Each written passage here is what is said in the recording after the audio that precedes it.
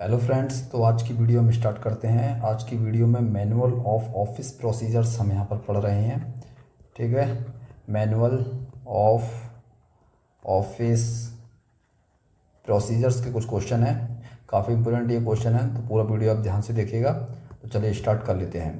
Question number 1 है, the objective of introducing office procedure is to achieve. मतलब जो object क्या है इसका, ऑफिस प्रोसीजर जो कि ऑफिस में फॉलो किया जाता है। ठीक है, ऑफिसों में जो ऑफिस प्रोसीजर पूरा फॉलो किया जाता है, इसका क्या मेन ऑब्जेक्टिव है।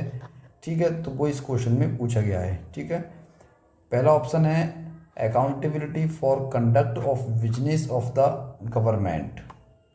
ठीक है, तो यहाँ पर अकाउंटेबिलिटी की बात करी गई है। ठीक है, मतलब जो भी गवर्नमेंट जो भी प्रोसेस होता है, गवर्नमेंट का जो बिजनेस मतलब जो है, जो सरकारी जितने भी कामकाज होते हैं उसके अकाउंटेबिलिटी की बात करी गई है।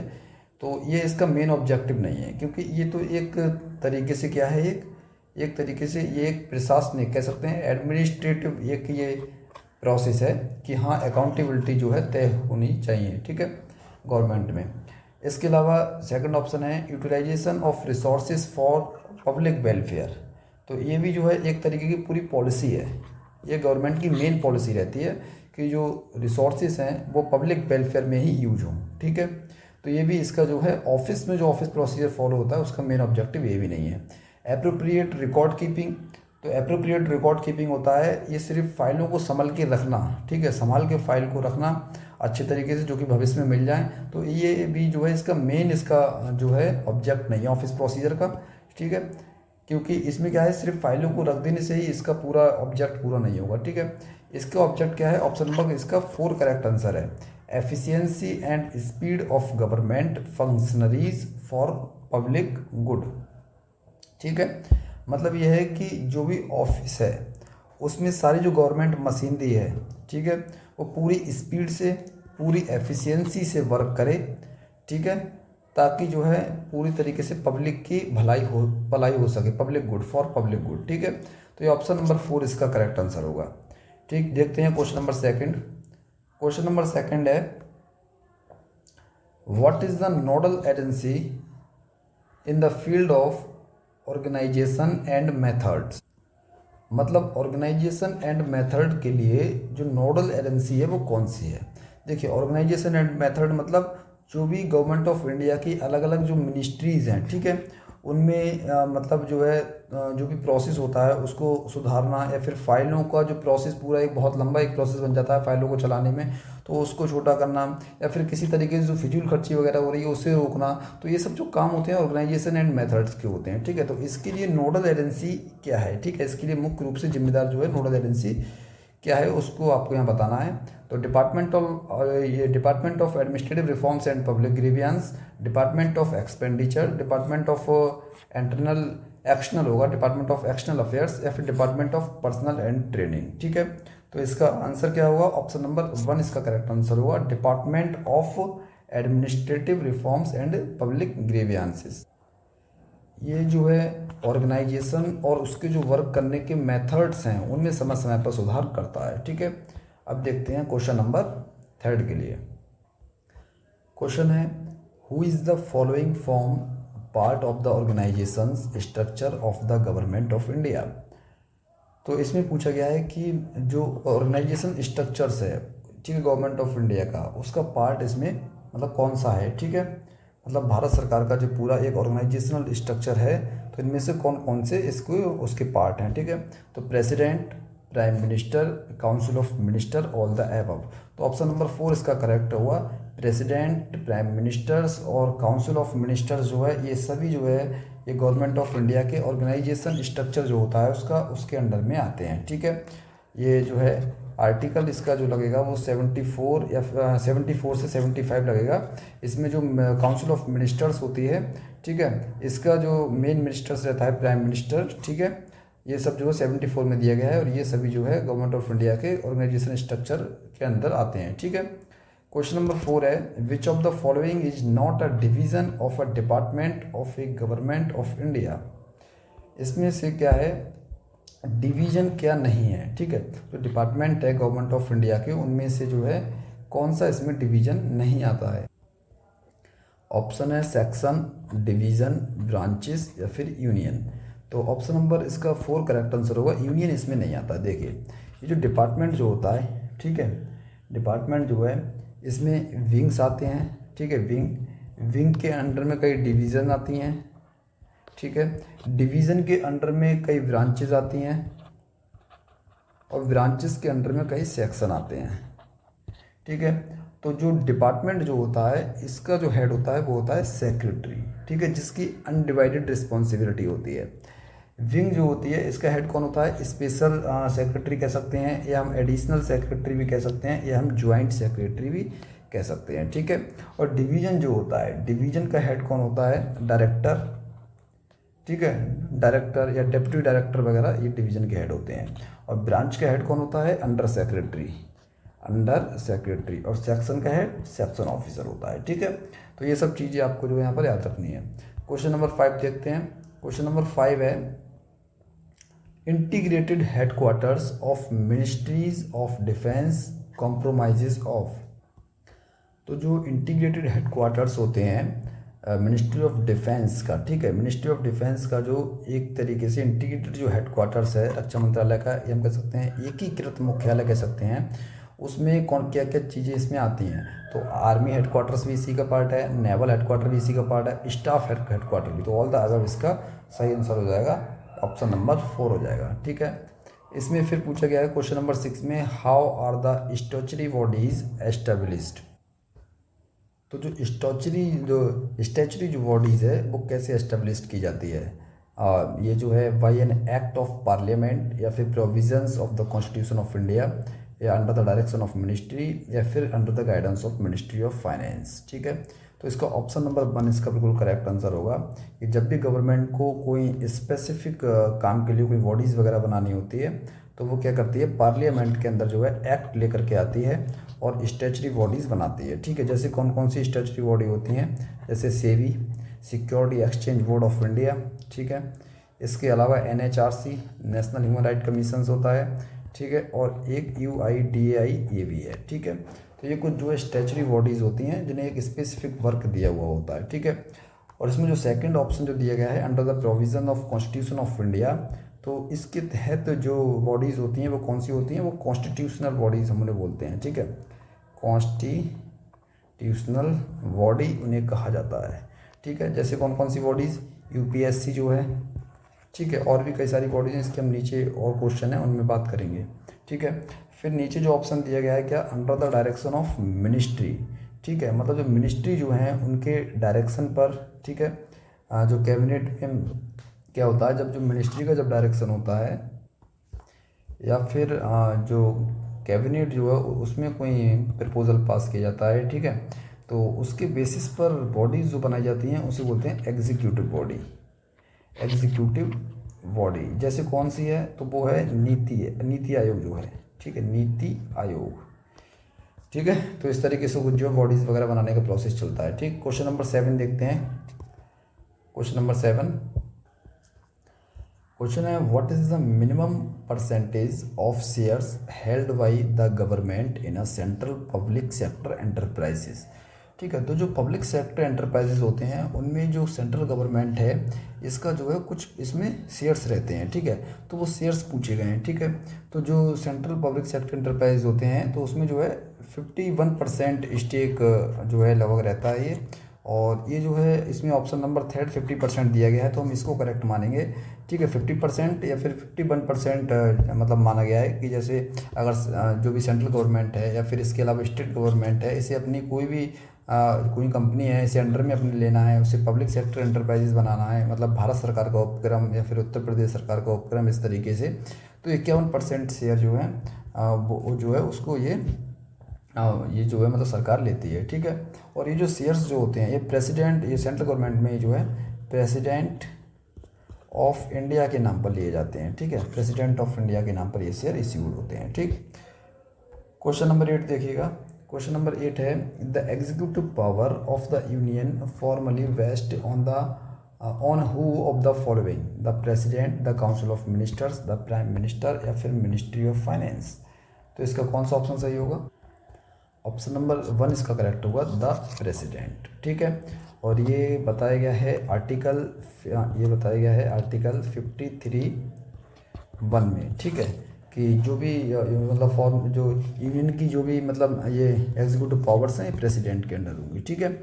और इसके अलावा जो भी भारत सरकार के जितने भी कार्यवाही मतलब ये जो मतलब वर्क वगैरह किए जाते हैं वो सब प्रेसिडेंट के नाम से ही किए जाते हैं, तो वो भी जो आर्टिकल 77 में बताया गया है, ठीक है, तो उसे भी याद रखिएगा।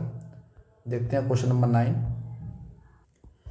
How many categories of ministries does the council of ministries consist, ठीक है। तो कैटेगरीज कितनी, 2 हैं, 3 हैं, 5 हैं या 10 हैं, तो इसका ऑप्शन नंबर 2 इसका करेक्ट आंसर होगा।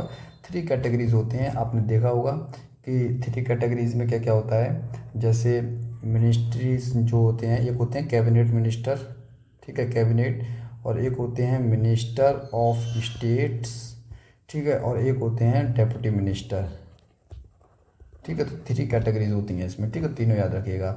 इसके अलावा क्वेश्चन नंबर 10 देखेंगे, who is the incharge of a wing, ठीक है, विंग का इंचार्ज इसमें पूछा गया है, तो वही बताना है। When A work departmental is divided into wings, तो बस विंग का इंचार्ज के बारे में हमें इससे बताना है। अंडर सेक्रेटरी, ठीक है, अभी हमने बात करी थी अंडर सेक्रेटरी, ब्रांच हेड, ठीक है, डिवीज़न हेड, डिवीज़न हेड के बारे में हमने बात करी थी अभी। डिवीज़न हेड मतलब डायरेक्टर। फिर secretary to the government of India, तो ये किसका, डिपार्टमेंट का हेड। तो बात बची विंग्स की, तो विंग्स का ये मतलब विंग की, ये तो विंग कौन होता है, विंग का स्पेशल सेक्रेटरी, चाहे एडिशनल सेक्रेटरी या फिर ज्वाइंट सेक्रेटरी, कोई भी हो सकता है इनमें से, ठीक है। अब देखते हैं question number 11। Which is the lowest unit in a department, ठीक है, लोएस्ट यूनिट हमें बताना है, lowest unit in a department में, ठीक है, with a well defined area of work. तो डिपार्टमेंट का लोएस्ट यूनिट, तो इसके बारे में भी मैं आपको पहले बता चुका हूँ, ठीक है, जैसे मैंने बताया भी था, डिपार्टमेंट होता है, ठीक है, डिपार्टमेंट के अंडर क्या होता है, विंग, विंग के अंडर में क्या होता है, डिवीज़न, डिवीज़न के अंडर में क्या, ब्रांच, फिर सेक्शन, ठीक है। तो इसमें देखिए division, branch, section, designated section, तो इसमें कौन सा ऑप्शन सही होगा, ऑप्शन नंबर 3 सही होगा, सेक्शन और डेस्क, ठीक है। डेजिग्नेटेड मतलब किसी सेक्शन को कोई कार्य दिया गया है तो उस तरीके का होता है, लेकिन हमारा ऑप्शन ये सही होगा, सेक्शन या फिर डेस्क, ठीक है। क्वेश्चन नंबर 12 देखिए, विच of the following is not a constitutional bodies established under the provisions of constitution of India. तो इसमें पूछा गया है कि इसमें से कौन सी कॉन्स्टिट्यूशनल बॉडी नहीं है, वो हमें इसमें बताना है। ऑप्शन है central vigilance commission, election commission of India, union public service commission या फिर controller and auditor general of India.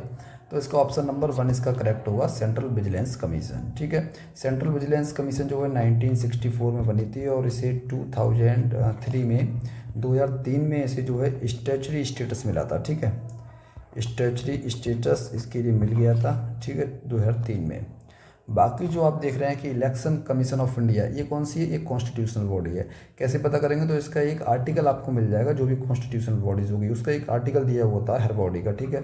तो ये क्या है, आर्टिकल 324 में 324 में जो है इलेक्शन कमीशन ऑफ इंडिया की बात करी गई है, ठीक है। वहीं आप देख रहे हैं यूनियन पब्लिक सर्विस कमीशन, तो इसके लिए भी आपने पढ़ा होगा कि जैसे आर्टिकल 315 इससे रिलेटेड है, ठीक। इसके अलावा जो controller and auditor general of India है, जिसे हम कैग कहते हैं, तो ये भी जो है आर्टिकल 148 इससे रिलेटेड है, ठीक है। 148 जो है आर्टिकल में इसके बारे में बात की गई है, ठीक है। तो ये चीज़ें जो है आप यहाँ पर थोड़ा सा याद रख सकते हैं, क्वेश्चन इस तरीके के काफ़ी पूछे जाते हैं। चलिए नेक्स्ट क्वेश्चन देखते हैं, 13 question. Which of the following is not a statutory body established under the statute और एक्ट ऑफ पार्लियामेंट, ठीक है। तो इसमें से हमें बताना नॉट ए स्टैट्यूटरी बॉडी, कौन सी इसमें स्टैट्यूटरी बॉडीज़ नहीं है। सेंट्रल विजिलेंस कमीशन है, सेंट्रल इंफॉर्मेशन कमीशन ये भी है, national commission for backward classes इसके बारे में भी हम बात करेंगे, और यूनियन पब्लिक सर्विस कमीशन ये नहीं है। तो इसका मैंने आर्टिकल भी आपको बताया था अभी 315, तो इसका ये तो करेक्ट आंसर हो जाएगा, ठीक है। देखिए क्वेश्चन काफ़ी पुराना है, तो जब ये national commission for backward classes जब बनी थी तो उस समय 1993 में इसके पास वो स्टैचुटरी वाला ये बॉडी थी, स्टैचुटरी बॉडी थी। लेकिन अभी इसमें क्या है, 2018 में जो 102वां, सॉरी यहाँ पर 102 लिखेंगे, 102वां जो संविधान 102 जो अमेंडमेंट हुआ है कॉन्स्टिट्यूशंस में, उस कॉन्स्टिट्यूशन में इस अमेंडमेंट के बाद में से जो है एक आर्टिकल इसे दे दिया गया है 338B। तो ये जो है अब संवैधानिक दर्जा हम कह सकते हैं, मतलब कॉन्स्टिट्यूशनल बॉडी भी एक मतलब कहलाती है। ठीक है, तो पुराना क्वेश्चन है तो इसके हिसाब से जो ये ऑप्शन सही हो जाएगा। ठीक, क्वेश्चन नंबर 14 के लिए देखते हैं। क्वेश्चन है how are the autonomous bodies given autonomy to discharge their function. मतलब जो ऑटोनोमस बॉडीज़ जो होती हैं वो अपनी उन्हें जो ऑटोनॉमी दी जाती है अपने फंक्शंस करने के लिए, तो वो कैसे दी जाती है? वो कॉन्स्टिट्यूशन ऑफ इंडिया के अकॉर्डिंग, या फिर एक्ट के अकॉर्डिंग पार्लियामेंट में, या फिर मेमोरेंडम ऑफ एसोसिएशन के अकॉर्डिंग, या फिर पॉलिसीज़ ऑफ गवर्नमेंट पॉलिसी बनाती है उसके अकॉर्डिंग।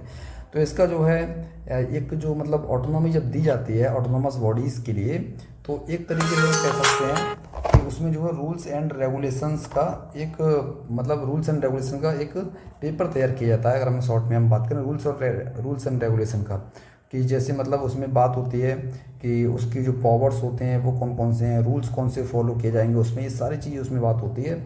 तो उसको हम क्या कहते हैं? मेमोरेंडम ऑफ एसोसिएशन कहते हैं। ठीक है, तो ये मेमोरेंडम ऑफ एसोसिएशन से उसे ऑटोनॉमी दी हुई होती है। ठीक, अब बात करते हैं नेक्स्ट क्वेश्चन की, question number 15। From the following which of these services is provided by an information and facilitation counter. ठीक है, तो from the following which of these service, इन सर्विसेज में से कौन सी सर्विस प्रोवाइड की जाती है by an information and facilitation counter के द्वारा। ठीक है, तो कौन सी इन्फॉर्मेशन हम देखते हैं? Information regarding service provided and programmes schemes supported by the organization and the relevant rules and procedures. तो इसका ऑप्शन नंबर 1 इसका करेक्ट आंसर होगा। ठीक है, तो देखिए इस क्वेश्चन को समझिए। तो इसमें इन्फॉर्मेशंस एंड फैसिलिटेशन काउंटर की बात हो रही है। अगर मैं इसे शॉर्ट में यहाँ पर हम इसकी बात करें, बिल्कुल अगर आपको समझ में नहीं आ रहा है तो मैं एक सरल भाषा में अगर यहाँ पर आपको बताऊँ, तो ये किसी भी ऑफिस में आपने देखा होगा कि रिसेप्शन होता है ऑफिस में। ठीक है, रिसेप्शन कह सकते हैं या हम उसे हेल्प डेस्क भी कहते हैं। ठीक है, तो एक ये उस तरीके का है, रिसेप्शन या हेल्प डेस्क होता है किसी ऑफिस में, जिसमें जो कि कॉमन पर्सन्स जब ऑफिस में आते हैं तो उन्हें बताया जाता है कि कौन सी स्कीम्स यहाँ पर चल रही है, कौन से फॉर्म कहाँ जमा होंगे, कैसे फॉर्म फिल किया जाएगा, सारी चीज़ें। तो वो इन्फॉर्मेशन एंड फैसिलिटेशन काउंटर होता है और ये सर्विस प्रोवाइड उसके द्वारा की जाती हैं। जो स्कीम्स प्रोग्राम्स चलाए जाते हैं उसके बारे में रिलेवेंट इन्फॉर्मेशन वगैरह प्रोसीजर सब बताया जाता है। ठीक है, तो उसके बारे में यहाँ पर इसे IFC बोलते हैं, इंफॉर्मेशन फैसिलिटेशन काउंटर। इसकी फॉर्म भी याद जरूर रखिएगा। ठीक है, यहाँ से क्वेश्चन पूछा जाता है। नेक्स्ट क्वेश्चन देखते हैं। नेक्स्ट क्वेश्चन है क्वेश्चन नंबर 16। क्वेश्चन है state the functions of a director and deputy secretary in the secretariat. मतलब सेक्रेटरीट में जो है क्या फंक्शंस होते हैं डायरेक्टर या फिर डेप्टी सेक्रेटरी के। ठीक है, तो इसमें देखेंगे act on behalf of the secretary. ठीक है, तो यही ऑप्शन इसका पहला वाला सही है। जो डेप्टी सेक्रेटरी है या जो डायरेक्टर जो है, तो ये वाली लाइन आपको यहाँ पर याद रखनी है, act on behalf of the secretary and dispose of cases as per the power delegated. जो उसे पावर डेलीगेट की गई है उस हिसाब से वो केस को डिस्पोज करेगा, और as per the channel of submission. ठीक है, जो भी चैनल ऑफ सबमिशन है उस हिसाब से ऑफ द डिपार्टमेंट। ठीक है, तो ऑप्शन नंबर 1 इसका करेक्ट आंसर हो जाएगा। सिंपल क्वेश्चन है ये। क्वेश्चन नंबर 17 है विच of the following is not function of personal staff of officers. तो ऑफिसर्स का जो पर्सनल स्टाफ होता है उसका कौन सा काम इसमें नहीं है? तो वो ऑप्शन नंबर इसमें पहला है मेंटेनिंग एंगेजमेंट डायरी। देखिए ये वाला काम तो है, क्योंकि जो मेंटेनिंग एंगेजमेंट डायरी है, तो जो आपने देखा हो PA वगैरह जो होते हैं वो ये सब डायरी बनाते हैं कि वो ऑफिसर्स जो हैं कब किस समय किससे मिलेंगे। ठीक है, इसके अलावा मैनेजिंग टूर्स, मतलब उनके जो टिकट्स वगैरह हैं उनकी व्यवस्था करना। ठीक है, उनके कौन कौन से टूर्स होने वाले हैं ये सब देखना, ये सब काम जो पर्सनल स्टाफ का रहता है। इसके अलावा ये है option number 3 being aware of the performance area. मतलब ये परफॉर्मेंस एरिया का मतलब ये है कि जो भी फाइल वगैरह जो मतलब रन कर रही हैं, ठीक है, और जो फाइल्स पे मतलब काम हो रहा है तो इसकी थोड़ी सी जानकारी रखना। ठीक है, अवेयर रहना कौन सी फाइल्स पर क्या काम चल रहा है, क्योंकि ऑफिसर्स का भी पूछ सकता है। ठीक है, ऑप्शन नंबर 4 जो इसका करेक्ट आंसर होगा, क्योंकि इसमें नॉट पूछा गया है। ये वाला जो काम है distribution of work among staff के बीच में जो डिस्ट्रीब्यूशन किया जाएगा वर्क का, ठीक है, या उन्हें ट्रेनिंग वगैरह हेल्पिंग वगैरह जो दी जाएगी, ये काम SO का होता है, सेक्शन ऑफिसर का होता है। ठीक है, तो ये वाला जो है ऑप्शन 4 इसका बिल्कुल करेक्ट आंसर हो जाएगा। देखते हैं क्वेश्चन नंबर 18 के लिए। क्वेश्चन है डैश डैश लगा हुआ है। ठीक है, is the administrative head of the department का एडमिनिस्ट्रेटिव हेड कौन है? He is the principal adviser of the minister का प्रिंसिपल एडवाइज़र है, on the matter of policy and administration. ठीक है, तो जो पॉलिसी वगैरह होती हैं, ठीक है, इस मामले में जो पॉलिसीज जब बनाई जाती हैं उसके मामले में एडमिनिस्ट्रेशन हेड जो होता है, मतलब प्रिंसिपल जो एडवाइज़र होता है वो मिनिस्टर का, ठीक है, वो है, और एडमिनिस्ट्रेटिव हेड है डिपार्टमेंट में। ठीक है, तो इसके लिए कौन होगा, प्रेसिडेंट, सेक्रेटरी, डायरेक्टर या फिर एनी ऑफ द अबव। तो ऑप्शन नंबर सेकंड इसका बिल्कुल करेक्ट आंसर हो जाएगा, सेक्रेटरी। ठीक है, पूरे डिपार्टमेंट का ये हेड होता है। ठीक है, एडमिनिस्ट्रेटिव हेड रहता है पूरे डिपार्टमेंट का, और जो भी पॉलिसीज़ वगैरह बनाई जाती हैं तो उनका प्रिंसिपल एडवाइजर रहता है मिनिस्टर्स का ये। ठीक है, तो इसका जो है सेक्रेटरी इसका जो है करेक्ट आंसर हो जाएगा क्वेश्चन नंबर 18 का।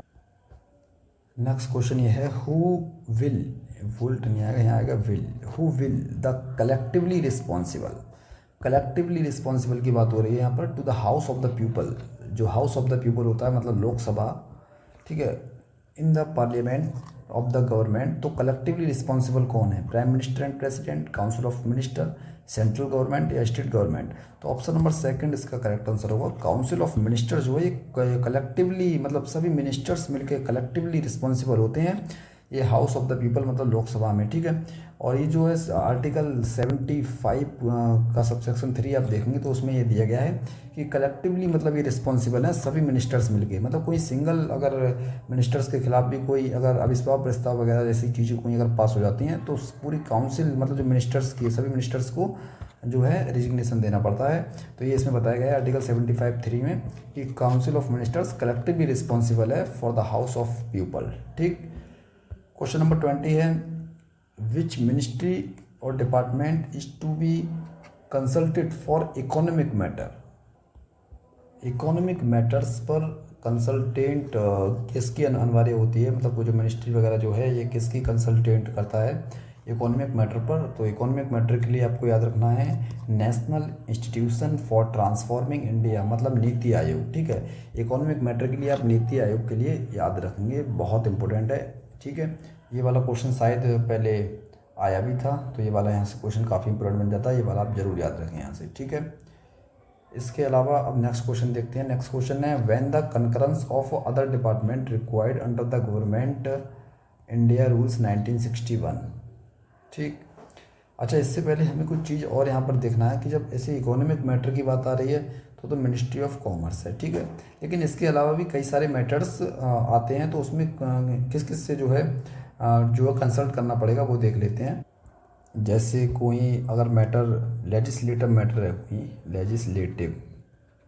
लेजिस्लेटिव अगर कोई मैटर है तो ministry of law and justice, ठीक है, इसकी कंसल्ट जो है लेना होता है। ठीक है, और इसके अलावा जैसे आपको याद रखना है, जैसे कोई डिपार्टमेंट है अगर वो फॉरेन से मतलब फॉरेन अगर कोई कॉन्ट्रैक्ट करना चाहता है फॉरेन से, तो वो मिनिस्ट्री ऑफ एक्सटर्नल अफेयर्स के थ्रू ही वो फॉरेन से कॉन्ट्रैक्ट कोई भी कॉन्ट्रैक्ट कर सकता है। ठीक है, इसके अलावा जो है अगर किसी जैसे ministry of law and justice से के थ्रू जो है अटॉर्नी जनरल ऑफ इंडिया से भी कॉन्टैक्ट किया जा सकता है किसी भी डिपार्टमेंट का। ठीक है, और इसके अलावा अगर मान लीजिए उसे कैग से बात करनी है, ठीक है, अभी हमने देखा था 148 में कैग से, तो फिर मिनिस्ट्री ऑफ फाइनेंस के थ्रू मतलब ये होगा। ठीक है, और इसमें अगर हम बात करें कि जैसे लोकसभा में मतलब लोकसभा या फिर राज्यसभा, लोकसभा हम कह सकते हैं लोकसभा या फिर राज्यसभा में अगर कॉन्टैक्ट करना है किसी डिपार्टमेंट को, ठीक है, मतलब फॉर्मली मतलब उसका ये सब जो है पत्राचार टोटल जो है इसमें भी फॉर्मली चल रहा है। ठीक है, तो फॉर्मली अगर कोई कॉन्टैक्ट वगैरह करना है डिपार्टमेंट को, कोई लेटर भेजना है कुछ भी, तो जैसा नहीं है कि राज्यसभा में जो चेयरमैन होता है उसके लिए भेज दिया, ऐसा नहीं होगा, सेक्रेटरी के लिए भेजना होगा। ठीक है, सेक्रेटरी के लिए जो है भेजना होगा। और सेम स्टेट गवर्नमेंट वगैरह को अगर किसी को भेजना है तो उसके जो है चीफ सेक्रेटरी होते हैं या फिर डिप्टी सेक्रेटरी होते हैं, उनके लिए भेजना होता है। ठीक है, ऐसे ही यूटीज़ में होता है। ठीक है, तो इस चीज़ कुछ जो है याद रखिएगा, यहाँ से भी क्वेश्चन शायद कभी बन सकते हैं। ठीक, अब देखते हैं नेक्स्ट क्वेश्चन क्या कहता है। क्वेश्चन नंबर 21 जो हम देख रहे थे, when the concurrence of other department required under the government of India rules 1961। ठीक है, 1961 की इसमें बात करी गई है, मतलब कंकरेंस जो है अदर डिपार्टमेंट की कब जरूरत उसकी पड़ती है। ठीक है, तो ऑप्शन नंबर 1 है the subject concern more than one department. तो ऑप्शन नंबर 1 इसका करेक्ट हो जाएगा। अदर डिपार्टमेंट की कंकरेंस के लिए जो सब्जेक्ट जो है वो कंसर्न होना चाहिए मोर देन वन डिपार्टमेंट, एक डिपार्टमेंट से ज़्यादा का अगर उसको रिलेटेड सब्जेक्ट है तो फिर जो अदर डिपार्टमेंट की कंकरेंस की जरूरत पड़ती है। ठीक है, क्वेश्चन नंबर 22 है whose guidelines are to be adopted for decision requiring approval of committee of secretaries, group of ministers और द कैबिनेट। मतलब ये है इसका कि जो कमिटी ऑफ सेक्रेटरीज, ठीक है, कमिटी ऑफ सेक्रेटरीज है या फिर ग्रुप ऑफ मिनिस्टर्स है या फिर कैबिनेट है, इनसे अगर कोई अप्रूवल लेना है, ठीक है, रिक्वायरिंग अप्रूवल, कोई अप्रूवल चाहिए तो फिर गाइडलाइंस कौन सी फॉलो की जाएंगी इनसे अप्रूवल लेने के लिए, ठीक है। तो इसका जो है इसमें ऑप्शन नंबर 1 इसका करेक्ट आंसर होगा कैबिनेट सेक्रेटरीट, ठीक है। कैबिनेट सचिवालय मतलब जो भी गाइडलाइंस जो है इश्यू करता है उस गाइडलाइन के अनुसार ही इनसे अप्रूवल लिया जाएगा, ठीक है। क्वेश्चन नंबर 23 क्या है? क्वेश्चन नंबर 23 है हु विल रिसीव ए डाक when the address officer is on leave, tour और रिटायर्ड और ट्रांसफर्ड, ठीक है। तो कौन डाक रिसीव करेगा, ठीक है। तो रिसीव डाक कौन करेगा? उसका सक्सेसर या पर्सनल स्टाफ या लिंक ऑफिसर या फिर any one of the above. तो ऑप्शन नंबर 4 इसका बिल्कुल करेक्ट आंसर हो जाएगा। जो भी सक्सेसर है वो कर सकता है या फिर पीए वगैरह, स्टैंड वगैरह जो पर्सनल स्टाफ है वो, ठीक है, या फिर कोई जो है लिंक ऑफिसर जो है वो भी रिसीव कर सकता है, ठीक है। तो ये जो है ऑप्शन नंबर 4 इसका करेक्ट आंसर होगा। Question number 24, which of the following dak is to be deal with first? Dak with urgency grading, dak marked as top secret, dak with security marking as confidential या फिर डाक मार्क्ड एज रेस्ट्रिक्टेड। तो इनमें जो है किसके लिए जो है पहले डील किया जाएगा? तो इसका ऑप्शन नंबर 1 इसका करेक्ट होगा। जिस डाक पर अर्जेंसी ग्रेडिंग लिखा होगा, ठीक है, उसके लिए जो है पहले डील किया जाता है, ठीक है। अर्जेंसी ग्रेडिंग जो लिखा होता है उसके लिए पहले डील किया जाता है, जिसमें इमीडिएट या फिर मोस्ट इमीडिएट लिखा होता है, ठीक है। इमीडिएट या फिर मोस्ट इमीडिएट ये इसमें लिखा होता है, तो इसके लिए जो है पहले डील किया जाता है। नेक्स्ट क्वेश्चन है what is the expansion of CRU? देखिए सीआरयू क्या है ये देखिएगा, ये वाला क्वेश्चन आया भी था। Central registry unit, central registration unit या फिर सेंट्रल रिकॉर्ड यूनिट या custodian records of the union.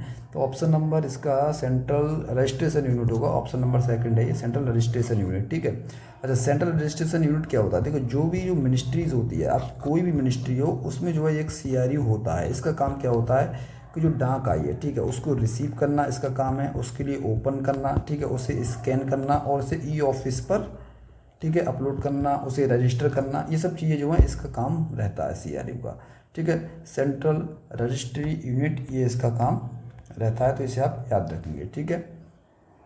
अब देखते हैं यहाँ पर नेक्स्ट क्वेश्चन के बारे में। नेक्स्ट क्वेश्चन है question number 26। What is the time limit given to an under secretary? Under secretary को क्या टाइम लिमिट दी जाती है फॉर डिसाइडिंग ऑन क्या लिखा? फॉर डिसाइडिंग ऑन एजुकेशन नहीं होगा, ये एजुकेशन की जगह एलोकेशन, ये गलती से गलत टाइप हो गया है, ठीक है।